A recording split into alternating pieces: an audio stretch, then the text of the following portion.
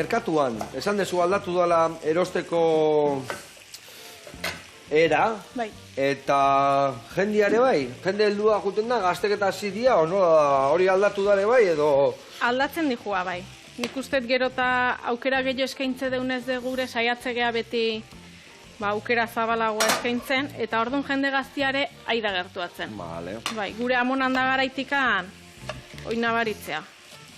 Eta zu esaten duzu, lehenotikan, igual ja helduagoak bakarriko gurasuak eta jute ziala, eta guain bintzat, igual dia guretzako guain gaztek diala eta leheno heldua ziala. Igual bai. Neritz, guain ikusten dut, zer gaztia dira, gure eradekoa dira, ez da?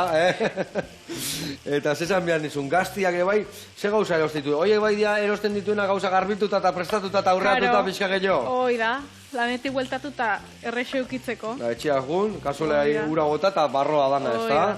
Bi patata zuritu eta baina patatakin prest. Ezino, gila zan. Eta bueno, postuan bertan, noiztikan zaudete, batik zuek urte asko zaudetela bertan, ezka? Bueno, zu ez dakitzen bat, baina familia aspalditik, ez da? Bai, gure amona zizan, oain gauden postun. Amona, Amona, eta amonan aurretikan birra amonare jute omentzan. Bai, Bai. Guain zemat urte pasako zian orgutikan? Ez dakit, baina... Asko? Bai. 40 urte, bai. Eta amonak bai, beti zuek zubietan zeneukaten bai, zuen baratza ez da leku zaldau. Terreno berdinak. Terreno berdinak jarraitzen dezue.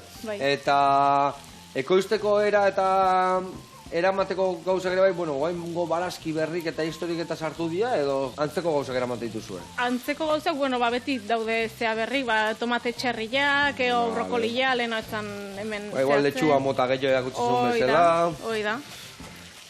Barroa? Hoi bai, venga, bota barroa. Osea, lanak zu egindakoak antzekuak, betiko martxan orduan. Bai. Eta egotesan familia guztia baratzean, edo... Bai, gure amak eta beti kontatzeue txikik zianian, ikastolatik bueltatu, eta baratza, jomerizatezala letxu aldatzea. Letxu aldatzea, eta aurrengo eguneko gauza prestatzea, eta... Hoi da. Gelditu, beti.